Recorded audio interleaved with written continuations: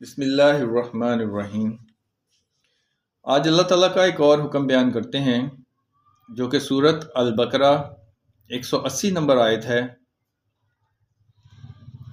کتبہ علیکم، تم پر لکھ دیا گیا ہے، اذا حضر احدکم الموت، جب تم میں سے کوئی ایک مرنے کے قریب ہو، ان ترکہ، اور ترکہ بھی چھوڑ جاتا ہو، خیرا الوصیۃ، اسے چاہیے کہ اچھائی کے ساتھ وصیت کرے، للوالدین والاقربین بالمعروف، والدین کے لیے اور قریبی رشتہ داروں کے لیے جانے پہچانے طریقے کے ساتھ۔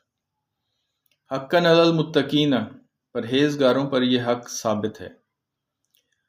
اللہ تعالیٰ فرماتا ہے کہ جب تم میں سے کوئی ایک مرنے کے قریب ہو تو اس کو چاہیے کہ وہ وصیت کرے اپنے والدین کے لیے، قریبی رشتہ داروں کے لیے، تو اس پر یہ حق ثابت ہے اگر وہ پرہیزگار ہے تو۔ اب وصیت کیا ہے؟ ناظرین، وصیت جو ہے وہ حصے نہیں ہیں جو جائیداد میں اللہ تعالیٰ نے مقرر کر دیے ہیں، وہ تو اللہ تعالیٰ مقرر کر چکا، وہ تو کم و بیش ہو ہی نہیں سکتا۔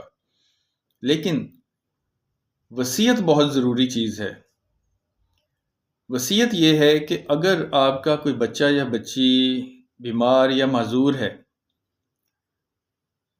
تو اس کے اخراجات جو ہیں بیماری کے، وہ الگ کیے جائیں پہلے۔ اگر کوئی بچہ یا بچی پڑھ رہے ہیں، ابھی بڑوں کی شادی ہو گئی ہے، کوئی بچہ اور بچی پڑھ رہے ہیں تو ان کے اخراجات الگ کیے جائیں۔ یا کوئی قرض دینے والا ہے تو اس قرض کے لیے وصیت کی جائے کہ وہ قرض ادا ہو، تو پھر اس کے بعد جو ہیں وہ حصے تقسیم ہوتے ہیں۔ اس لیے اللہ تعالیٰ نے یہ حکم دیا ہے ایمان والوں کو کہ وہ وصیت کریں، وہ دیکھیں، اپنے بچوں کو دیکھیں کہ بڑے بچوں کی اگر شادی انہوں نے اپنے ہاتھ سے کر دی ہے اور وراثت ویسے ہی پڑی ہے، تو وراثت میں سے پہلے چھوٹے بچوں کی شادی کے لیے اخراجات سائڈ پہ کیے جائیں، نکالے جائیں، قرض کے پیسے نکالے جائیں۔ جب وراثت تقسیم ہو تو پھر اس میں سے یہ وصیت کے بعد یا قرض کی ادائیگی کے بعد حصے بانٹے جائیں جو اللہ تعالیٰ نے لکھ دیے ہیں قرآن پاک میں کہ لڑکی کے لیے ایک حصہ اور لڑکے کے لیے 2 حصے۔ تو ناظرین، وصیت جو ہے وہ بہت ضروری ہے اور اللہ تعالیٰ کا حکم ہے کہ ہر انسان جو ہے، ہر ایمان والا جو ہے، وہ اپنی زندگی میں وصیت کر کے جائے۔ جزاک اللہ۔